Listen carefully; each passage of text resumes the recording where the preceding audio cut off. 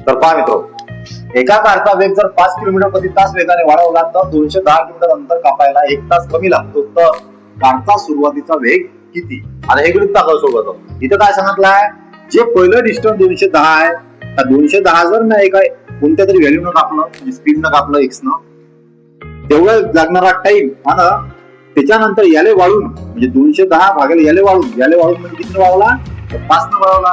याले 5 न वाढवून जो टाइम लागतो तो 1 कमी लागते, म्हणजे या दोघांना फरक 1 तास नसेल आहे ना. पण हे जर मी सोडवतो म्हटलं पूर्ण पेपर सत्यानं जरा समजा है ना, मग तसं झालं नाही पाहिजे. मी काय करत सरळ मग अशी ऑप्शन दिलेली आहे, तर ऑप्शनचा युज करत. तर पहा कसं करा. आता मला असं ऑप्शन पाहिजे एक्सच्या जागी, त्यानं काय केला पाहिजे, भाग केला पाहिजे 200 झाले. 25 200 झाले भाग जाते काय, नाही जात, म्हणजे ऑप्शन नाहीये. 32 200 झाले भाग जाते काय, हे जात नाही, हे ऑप्शन नाहीये.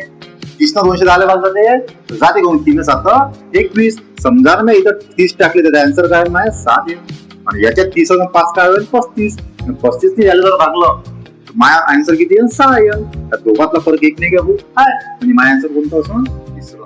तर व्हिडिओ आवडला असा चॅनल सबस्क्राईब करा, लाईक करा, शेअर करा.